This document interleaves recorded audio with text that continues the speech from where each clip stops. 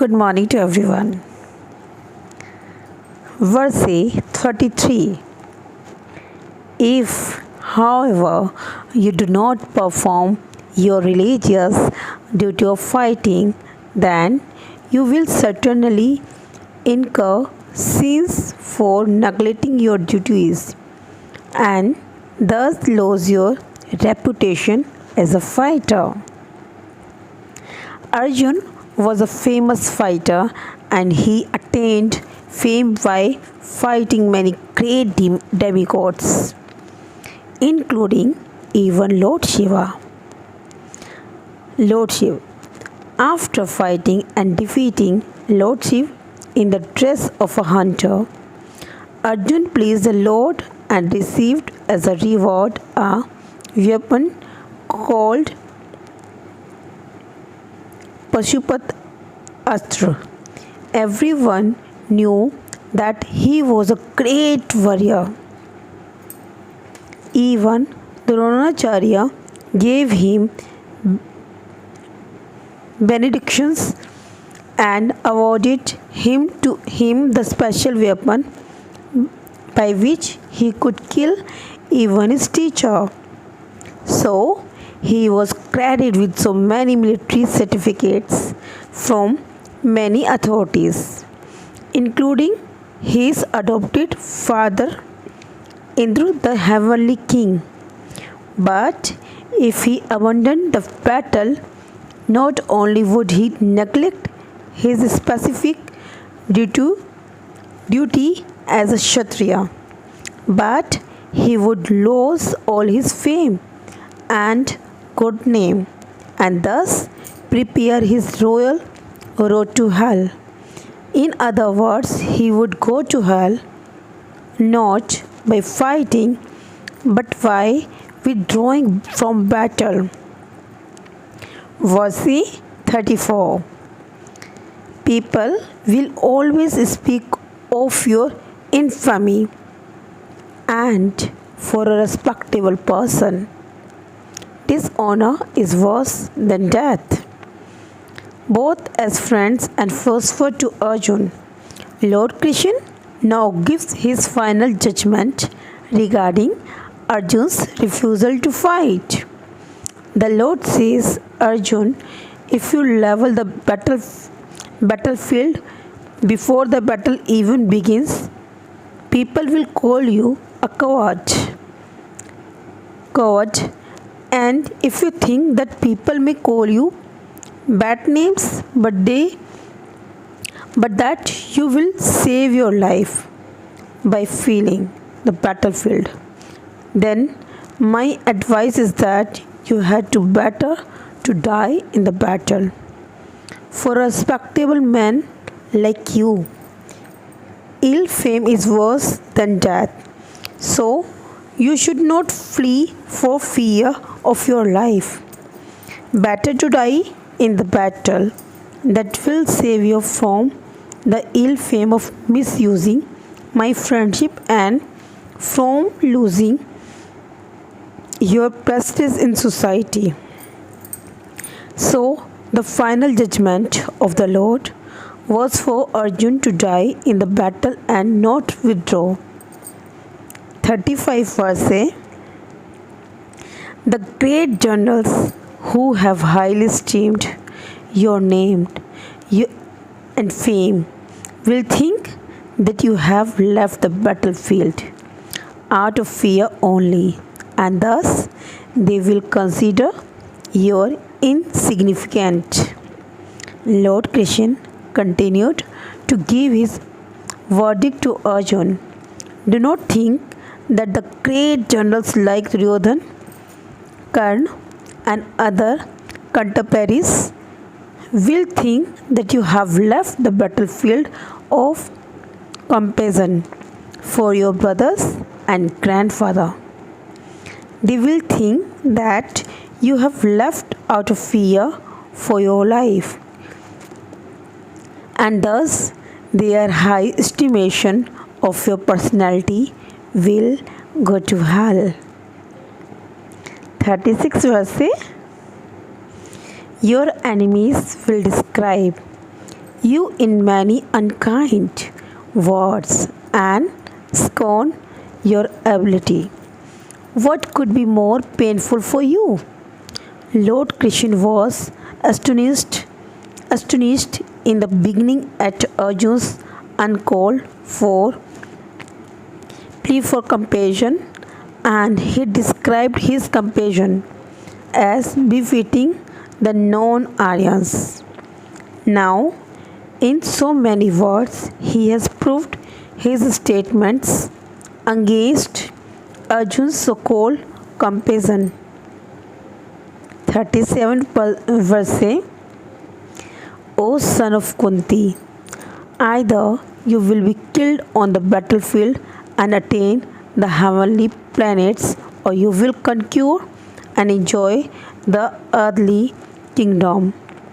Therefore, get up the determination and fight. Even though there was no certainty of victory for Arjun's side, he still had to fight, for even being killed there, he could be elevated into the heavenly planets. 38 verse. Do thou fight for the sake of fighting, without considering happiness or distress, loss or gain, victory or defeat, and by so doing you shall never incur sin. Lord Krishna now directly says that Arjun should fight for the sake of fighting because he desires the battle. There is no considerations of happiness or distress, profit or gain, victory or defeat in the activities of Krishna consciousness, that everything should be performed for the sake of Krishna is transcendental consciousness. So, there is no reaction to material activities. He who acts for his own sense gratification, either in goodness or in passion, is subject to the reaction, good or bad. But he who has completely surrendered himself in the activities of Krishna consciousness is no longer obligate to anyone, nor is he a debt or anyone, as one is in the ordinary course of activities. It is said, anyone who has completely surrendered unto Krishna, Mukund, giving up all other duties, is no longer a debt, or nor is he obligate to anyone, not the demigods, nor the sages, nor the people in general, nor kinsmen, nor humanity, nor forefathers. That is a direct hint given by Krishna to Arjun in this verse, and the matter will be more clearly explained in the following verses. 39 verse. Thus far I have described this knowledge to you through analytical study. Now listen as I explain it in terms of working without fruitive results. O son of Parth, when you act in such knowledge, you can free yourself from the bondage of works. According to the Nirukti or the Vedic dictionary, Sankhya means that which describes things in details, and Shankhya refers to that philosophy which describes the real nature of the soul, and Yoga involves controlling the senses. Arjun's proposal not to fight was based on sense gratifications, forgetting his prime duty. He wanted to cease fighting because he thought that by not killing his relatives and kinsmen, he would be happier than by enjoying the kingdom after conquering his cousins and brothers, the sons of Dhritarashtra. In both ways, the basic principles were for sense gratification. Happiness derived from conquering them, and happiness derived by seeing kinsmen alive, are both on the basis of personal sense gratification, even at a sacrifice of wisdom and duty.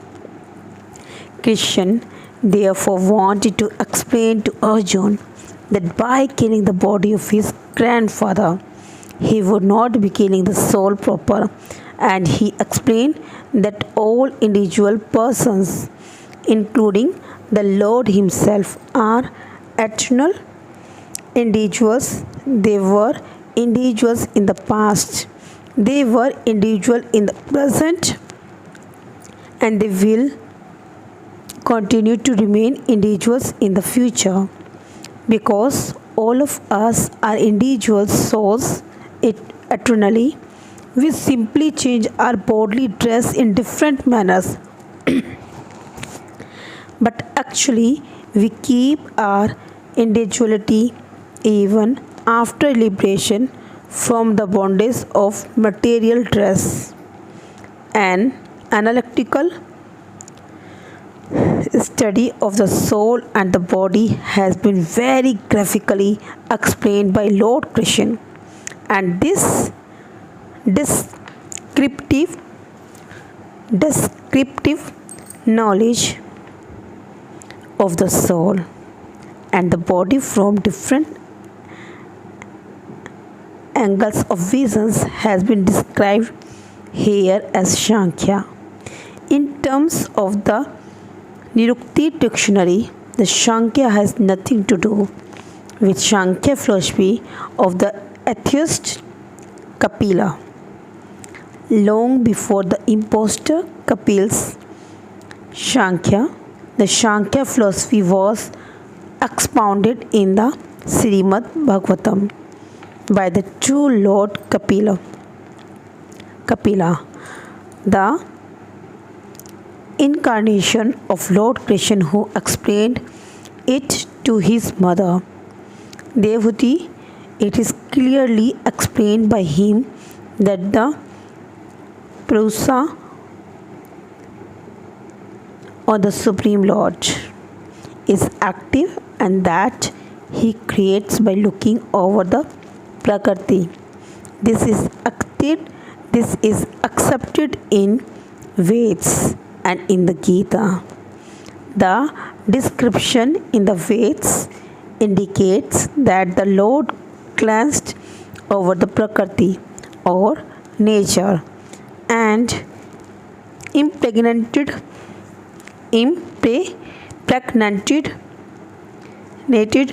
it with atomic individual souls. All these individuals are working in the material world for sense gratification and under the spell of material energy. They are thinking of being enjoyers. This mentality is tracked to the last point of liberation, when the living entity wants to become one with the Lord. This is the last snare of Maya or sense gratificatory illusion, and it is only after many births of such sense gratificatory activities that a great soul surrenders unto Vasudev, Lord Krishna, thereby fulfilling the search after the ultimate truth. Arjun has already accepted Krishna as his spiritual master by surrendering himself unto him. Sishyas consequently, consequently, Krishna will now tell him about the working process in Buddhi Yoga or Kram Yoga, or in other words, the practice of devotional service only for the sense gratification of the Lord. The Buddhi Yoga is clearly explained in the chapter 10, verse 10, as being direct communion with the Lord, who is sitting as Paramatma in everyone's heart. But such communications does not take place without devotional service. One who is therefore situated in devotional or transcendental loving service to the Lord, or in other words, in Christian consciousness, attains to this stage of Buddhi Yoga, by the special grace of the Lord. The Lord says, therefore, that only to those who are always engaged in devotional service out of transcendental love does he award the pure knowledge of devotion in love. In that way, the devotee can reach him easily in the ever blissful kingdom of God. Thus, the Buddhi Yoga mentioned in this verse is a devotional service of the Lord, and the word mentioned Sankhya mentioned herein has nothing to do with the atheistic Sankhya Yoga and enunciated by the impostor Kapila. One should not therefore misunderstand that the Sankhya Yoga mentioned herein has any connection with the atheistic Sankhya, nor did that philosophy have any influence during the time, nor would Lord Krishna care to maintain such godless philosophical speculation. Real Sankhya philosophy is described by Lord Kapila in the Srimad Bhagavatam. But even that Sankhya has nothing to do with the current topics here. Sankhya means analytical description of the body and the soul. Lord Krishna made an analytical description of the soul just to bring Arjun to the point of Buddhi Yoga or Bhakti Yoga. Therefore, Lord Krishna Sankhya and Lord Kapil's Sankhya, as described in the Bhagavatam Gita, are one and the same. They are all Bhakti Yoga. Lord Krishna said, therefore, that only the less intelligent class of men make a distinction between Sankhya Yoga and Bhakti Yoga. Of course, atheistic Sankhya Yoga has nothing to do with Bhakti Yoga. Yet the unintelligent claim that the atheistic Sankhya Yoga is referred to in the Bhagavad Gita. One should therefore understand that Buddhi Yoga means to work in Krishna consciousness in the full bliss and knowledge of devotional service. One who works for the satisfactions of the Lord only, however difficult such work may be, is working under the principles of Buddhi Yoga and finds himself always in transcendental bliss. By such transcendental engagement, one achieves all transcendental understanding automatically by the grace of the Lord, and thus his liberation is complete in itself without his making extraneous endeavors to acquire knowledge. There is much difference between work in Christian consciousness and work for fruitive results, especially in the matter of sense gratification for achieving results in terms of family or material happiness. Buddhi Yoga is therefore the transcendental quality of the work that we perform. Verse 40. In this and in this endeavor there is no loss or diminution and a little advancement on this path can protect one from the most dangerous type of fear.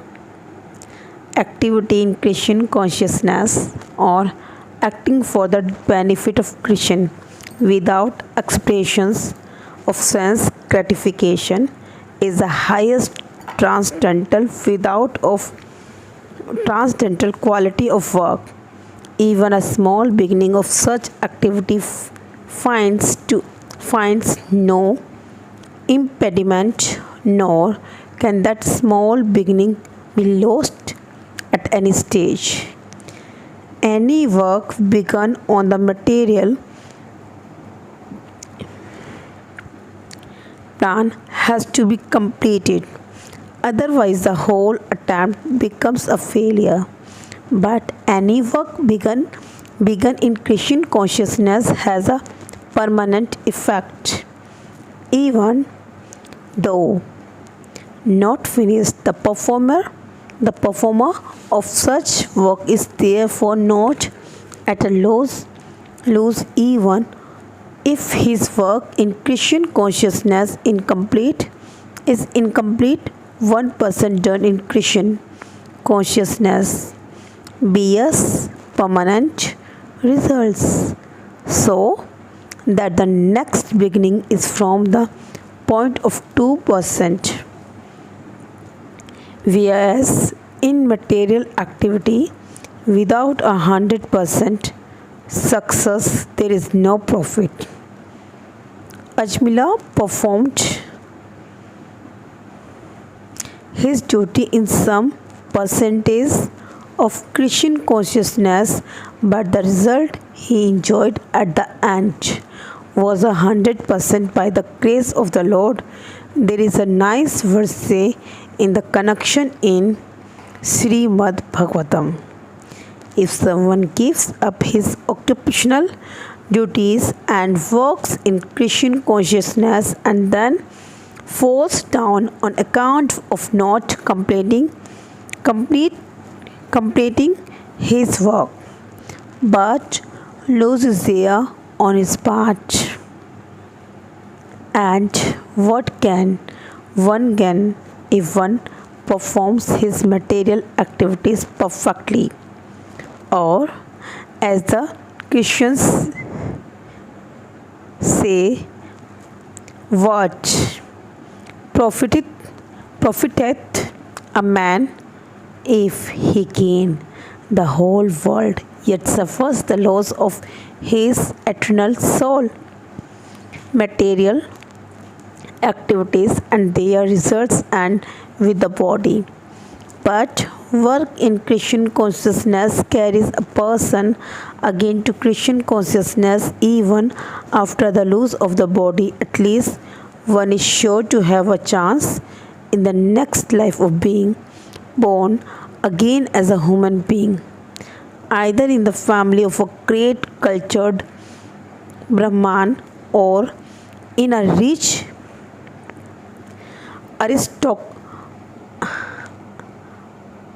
aristocratic family that will give one a further chance for elevation. Elevation. That is a unique quality of work done in Christian consciousness. Verse 41. Those who are on this path are resolute in purpose and their aim is one. Oh, beloved child of the cross, the intelligence of those who are irresolute is many branched. Purport: a strong faith that by Christian consciousness one will be elevated to the highest perfection of life is called intelligence. The Chaitanya Pratamrita states, faith means unflinching. Faith means unflinching trust in something sublime. When one is engaged in the duties of Christian consciousness, he need not act in relationship to the material world with obligation to family tradition, humanity, or nationality. Fruitive activities are the engagements of one's reactions from past good or bad deeds. When one is awake in Christian consciousness, he need no longer endure for good results in his activities. When one is situated in Christian consciousness, all activities are on the absolute plan. For they are no longer subject to dualities like good or bad. The highest perfection of Christian consciousness is subject consciousness is renunciation of the material conception of life. This state is automatically achieved by progressive Christian consciousness. The resolute purpose of a person in Christian consciousness is based on knowledge. Vasudev Savan Iti Sa Mahatma So Durad. A person in Christian consciousness is a rare good soul who knows perfectly that Vasudev or Krishna is the root of all manifested causes, as by watering the root of a tree. Krishna is the root of all manifested cause, as by watering the root of a tree. One automatically distributes water to the leaves and branches. So by acting in Christian consciousness, one can render the highest service to everyone, namely self, family, society, country, humanity, etc. If Krishna is satisfied by one's actions, then everyone will be satisfied. Service in Christian consciousness is, however, best practiced under the able guidance of a spiritual master who is a bona fide representative of Krishna, who knows the nature of the student and who can guide him to act in Christian consciousness. As such, to be well versed in Christian consciousness, one has to act firmly and obey the representative of Krishna, and one should accept the instructions of the bona fide spiritual master as one's mission in life. Sril Vishwanta Chakravarti Thakur instructs us in his famous prayers for the spiritual master as follows.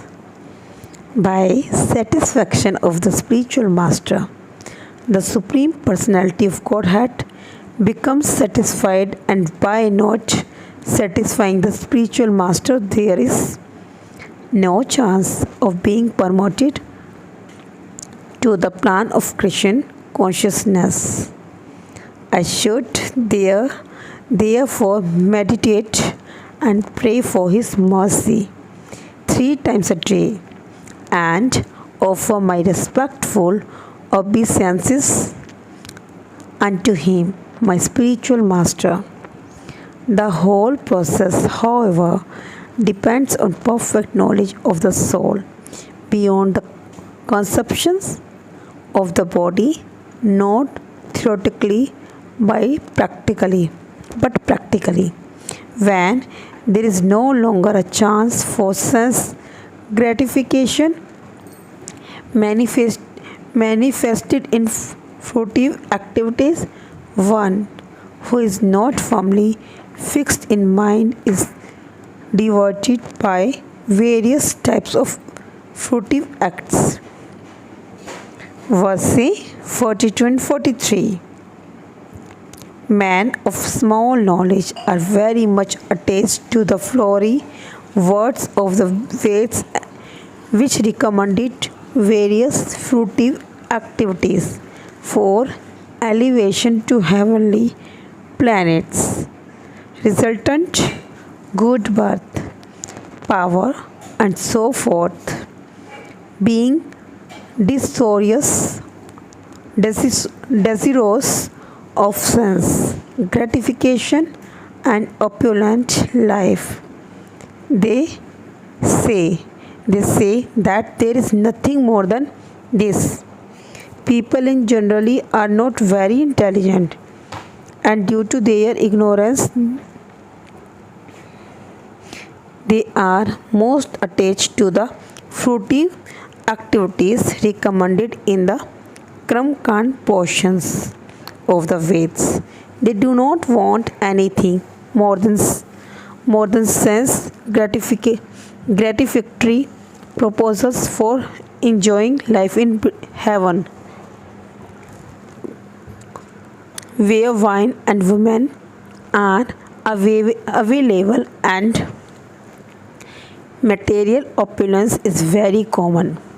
In the Veds, many sacrifices are recommended for elevation to the heavenly planets, especially the sacrifice. In fact, it is stated that anyone desiring elevation to heavenly planets must perform this sacrifice. And man with a poor fund of knowledge think that this is the whole purpose of Vedic wisdom. It is very difficult for such inexperienced persons to be situated in the determined action of Krishna consciousness, as foes are attached to the flowers of poisonous trees without knowing the results of such attraction. Unenlightened men are similarly attracted by such heavenly opulence and the sense enjoyment thereof. In the Kramkand section of the Veds, it is said,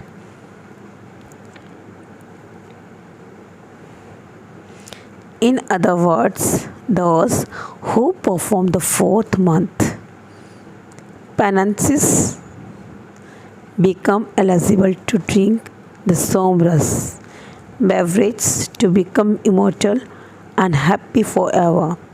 Even on this earth, some are very eager to have Somras to become strong and fit to enjoy sense gratifications. Such persons have no faith in liberation from material bondage, and they are very much attached to the pompous ceremonies of Vedic sacrifice.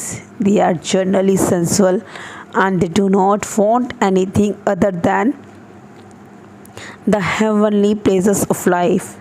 It is understood that there are gardens called Nandan Kanan in which there is good opportunity for association with angelic beautiful women had and having a profuse supply of sombrous wine.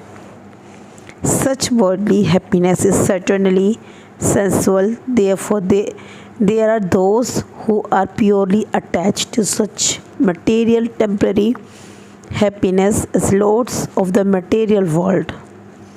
Verse 44.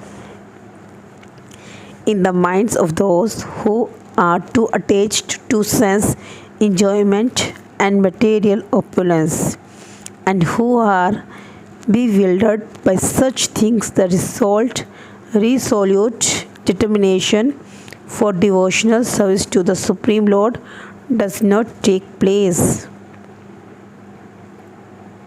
Samadhi means fixed mind. The Vedic dictionary, the Nirukti says, Samyog Adhyat, when the mind is fixed for understanding the self, it is said to be in Samadhi.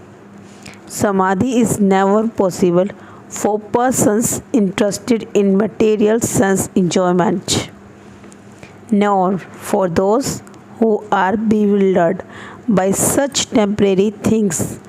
They are more or less commanded by the process of material energy. Verses 45.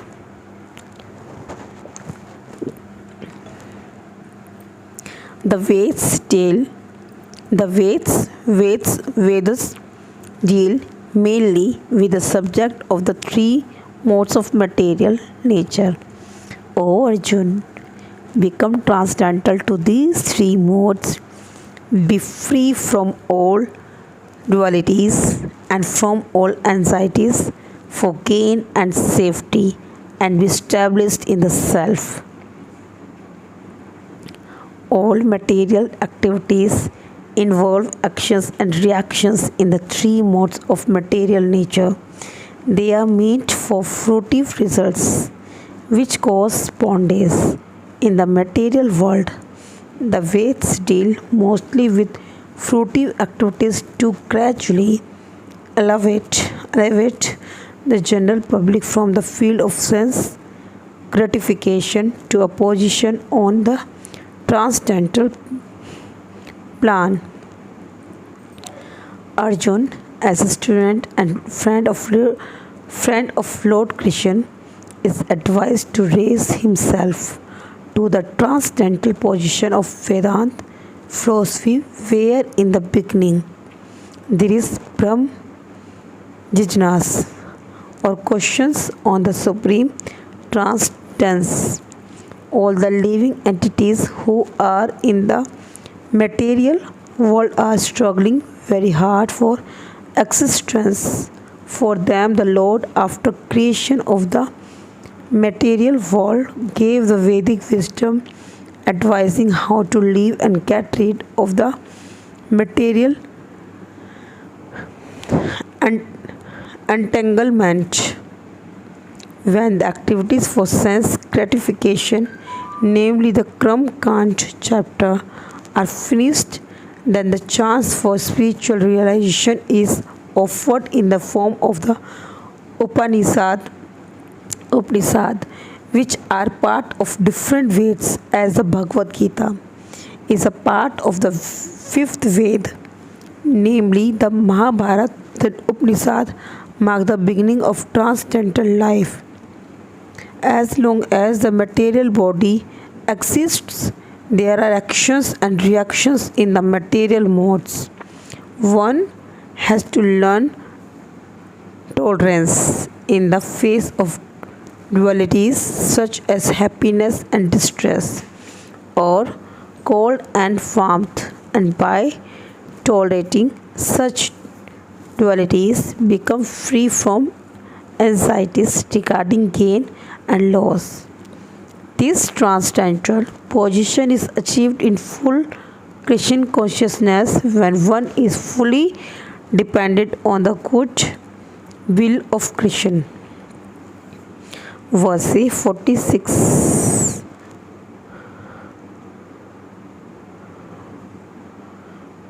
46. All purposes served by a small well can at once be served by a great reservoir of water. Similarly, all the purposes of the Veds can be served to one who knows the purpose behind them. The rituals and sacrifice mentioned in the Karmakand division of the Vedic literature are meant to encourage gradual development of self realization, and the purpose of self realization is clearly stated in the 15th chapter of the Bhagavad Gita. The purpose of studying the Veds is to know Lord Krishna, the primeval cause of everything. So, self realization means understanding Krishna and one's eternal relationship with Him. The relationship of the living entities with Krishna is also mentioned in the 15th chapter of Bhagavad Gita. The living entities are parts and parcels of Krishna.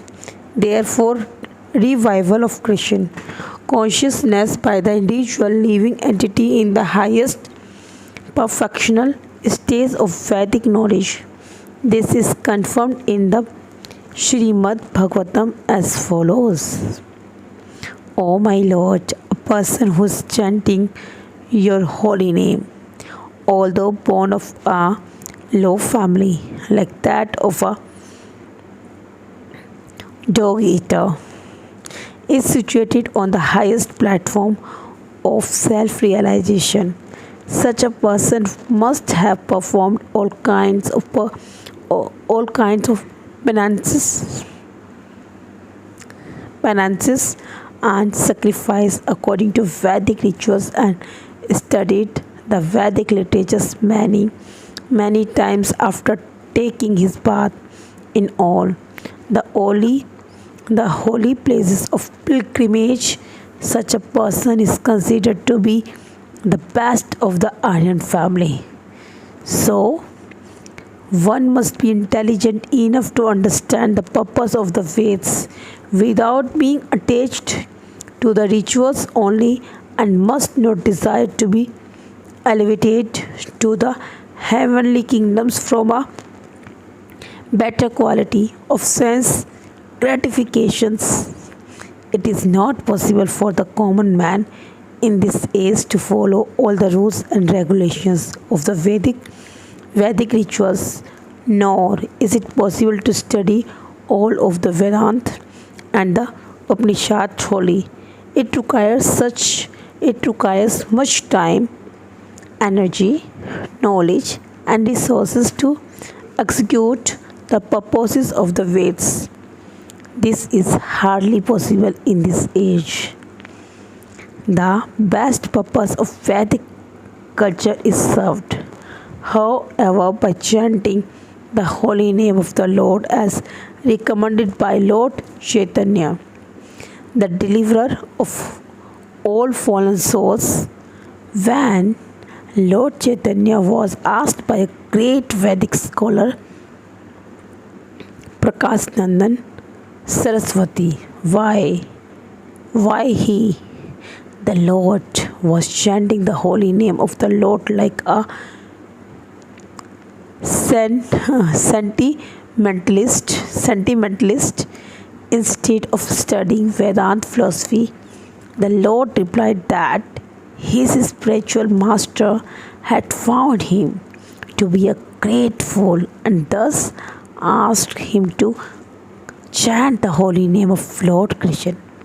He did so, and he became ecstatic like a madman in this age of Kali. Most of the population is foolish and not adequately educated to understand Vedanta philosophy. The best purpose of Vedanta philosophy is served by infon- inoffensively chanting. Inoffensively chanting the holy name of the Lord. Vedant is the last word is Vedant is the last word in Vedic wisdom, and the author and knower of the Vedanta philosophy is Lord Krishna, and the highest Vedantist is the great soul who takes pleasure in chanting the holy name of the Lord. That is the ultimate purpose of all Vedic mysticism. Verse 27. You have a right to perform your prescribed duty, but you are not entitled to the fruits of action. Never consider yourself the cause of the results of your activities, and never be attached to not doing your duty. There are three considerations here: prescribed duties, capricious work, and inaction. Prescribed duties are activities enjoyed in terms of one's acquired modes of material nature. Capricious work means action without the sanctions of authority, and inactions means not performing one's prescribed duties. The Lord advised that Arjun not be inactive, but that he perform his prescribed duty without being attached to the result. One who is attached to the result of his work is also the cause of the action. Thus, he is the enjoyer or sufferer of the result of such actions. As far as prescribed duties are concerned, they they can be fitted into three subdivisions subdivisions, namely routine work, energy, emergency work, and desired activities. Routine work performed as an obligation in terms of the scriptural injunction without desiring for results. In action in the mode of goodness, work with results becomes the cause of bondage. Therefore, such work is not auspicious.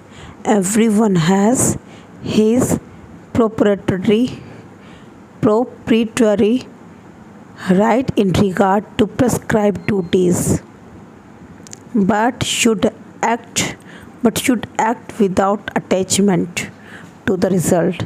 Such disinterested obligatory duties doubtlessly lead one to the path of liberation. Arjun was therefore advised by the Lord to fight as a matter of duty without attachment to the result. His non participation in the battle in another side of attachment. Such attachment never leads one to the path of salvation. Any attachment, positive or negative, is cause for bondage. Inaction is sinful. Therefore, fighting as a matter of duty was the only auspicious path of salvation of Arjun. Verse is 48. Perform your duty. Equipoised, O Arjun, abandoning all attachment to success or failure. Such equanimity is called yoga. Krishna tells Arjun that he should act in yoga. And what is that yoga?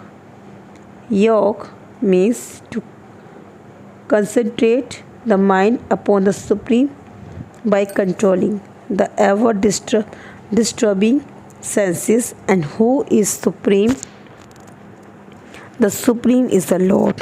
And because he himself is telling Arjun to fight, Arjun has nothing to do with the results of the fight. Gain or victory are Krishna's concern. Arjun is simply advised to act according to the dictation of Krishna.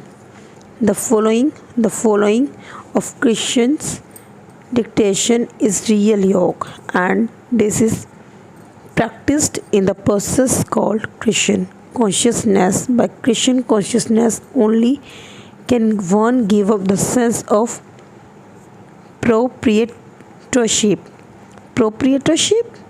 One has to become the servant of Krishna or the servant of the servant of Krishna. That is the right way to discharge duty in Krishna consciousness, which alone can help one to act in yoga. Arjun is a Kshatriya, and as such he is participating in the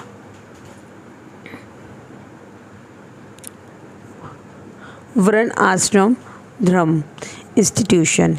It is said in the Vishnu Puran that in the Varna Ashram Dharma, the whole aim is to satisfy Vishnu. No one should satisfy